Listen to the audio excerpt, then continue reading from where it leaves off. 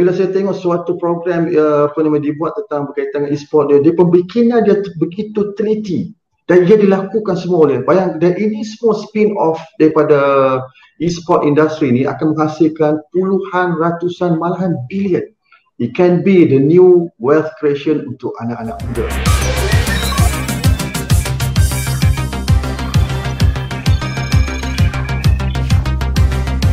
Sebab zaman sekarang anak-anak muda kita ni bakat luar biasa. Contoh Datuk Seri yang aktif dalam e-gamer kan.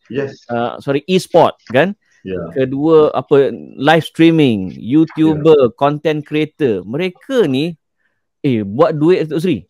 Bukan setakat memberi konten, buat duit. Yang buat konten mengarut tu satu hal lah. But bakatnya luar biasa, kalah produser-produser TV. Bagaimana Kementerian Belia dan Sukan meraihkan golongan-golongan ini sebagai antara penyumbang kepada pembangunan negara? Ya, ledakan e-games ni ataupun cyber games ataupun e-sports ni dah bermula hampir 7-8 tahun yang lalu. In fact bermula daripada zaman Datuk Seri Sabri Cik lagi. Kemudian diteruskan dia ke zaman KJ, waktu tu dikenal sebagai cyber games. Dan mula diberi kedudukan yang begitu popular di zaman Muhammad Syed Saddiq. Dan cuma ada cabaran-cabaran tertentu. Sebanyak mana ia ada potensi yang besar dalam e-sports ini, demikian juga ada cabaran-cabaran. Antaranya ialah e-sport ini komuniti dia dah mencecah hampir 22 juta. Masya Allah. Namun e-sport ni dia tak macam sukan biasa, Alvin. Saya bagi contoh, sukan biasa, setiap sukan dalam dunia ni dia ada owner dia. Betul. There is an ownership tu. Contohnya kalau bola, the owner of bola adalah FIFA. Kalau badminton, the owner of badminton adalah BWF. Dia kena ada International Federation. Kalau Olympic Council, IOC.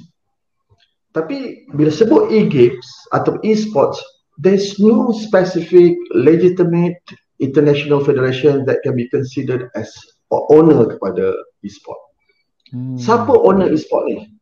Owner e-sport ni adalah the game publisher. So the game publisher become the owner of e-sport. Sebab tu e-sport ni bersifat terlalu fragmented. So the challenges of embarking dalam e-sport ni tak boleh disamakan dengan sukan-sukan yang lain.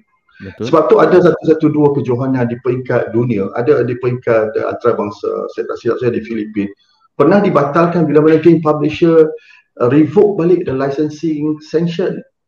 Ini membuktikan bahawa e-sports ni adalah satu sukan yang benar-benar mempunyai dinamika cabaran yang berbeza. Namun begitu, saya melihat ini juga adalah satu peluang. Sebab itulah saya meneruskan strategi yang dibuat oleh peringkat awal oleh menteri-menteri yang lalu. Antaranya ialah 3 strategi saya nak tekankan yang penting sangat. Ialah saya nak supaya e-sport ni, first, strategi pertama, it must be extensively played by all the young and all the native. Mana tak boleh ada di mana-mana corok-corok sudut-sudut dalam negara kita yang tak dapat akses untuk main e-sports. Alhamdulillah dari segi yang kata penembusan untuk dapat main e-sport ni boleh dikatakan merata. Malahan di Borneo, di Sabah baru ni saya buat e-sport Borneo Challenge, sambutannya cukup besar dengan pembibitan daripada Indonesia dan juga Brunei. Keduanya ialah selain daripada bermain, kita nak lihat daripada hasil daripada kegiatan e-sport di peringkat akar umbi ni, kita nak lihat juga soal pembangunan e-sport. Maknanya kita nak cukil bakat-bakat daripada individu-individu yang boleh kita tonjol sebagai elite athlete to be a high in the high performance sport, sukan yang boleh mewakili negara. Sebab e-sport ni telah diterima di Sukan C, telah juga diterima di Sukan Asia. Ya, Dr. Yu adalah penyumbang pingat emas pertama kita untuk e-sport di Filipina. Di Sukan Asia nanti pun akan dimainkan. Di Sukan C di Vietnam pada tahun ini juga akan dipermainkan e-sport. Dan barangkali jangan terkejut, mungkin satu hari nanti 2024 di Paris mungkin juga e-sport akan diketengahkan sebagai sukan yang diterima di peringkat Olimpik. Berarti e-sport boleh menjadi kata penyumbang kepada pingat kepada negara, boleh menjunjak nama negara. Maka selain daripada dia dimain di akar umbi, kita nak cuba ada pembangunan untuk menonjol bakat-bakat yang boleh ditunjukkan sebagai mereka yang menjadi juara-juara dunia. Untuk maklumat, banyak Dota, baik PUBG, baik Mobile Legends, kita ada banyak juara-juara dunia. Saya pun tak pandai sangat main, tapi saya duk belajar anak ada.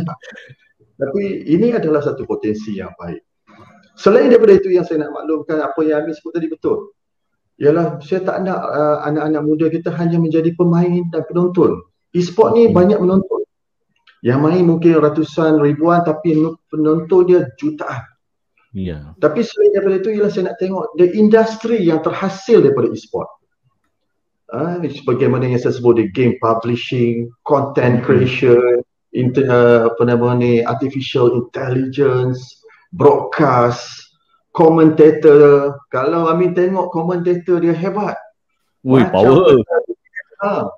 Dan bila saya tengok suatu program dibuat tentang berkaitan dengan e-sport dia pembikinan dia begitu teliti dan dia dilakukan semua oleh. Bayang, dan ini semua spin-off daripada e-sport industri ni akan menghasilkan puluhan, ratusan, malahan bilion.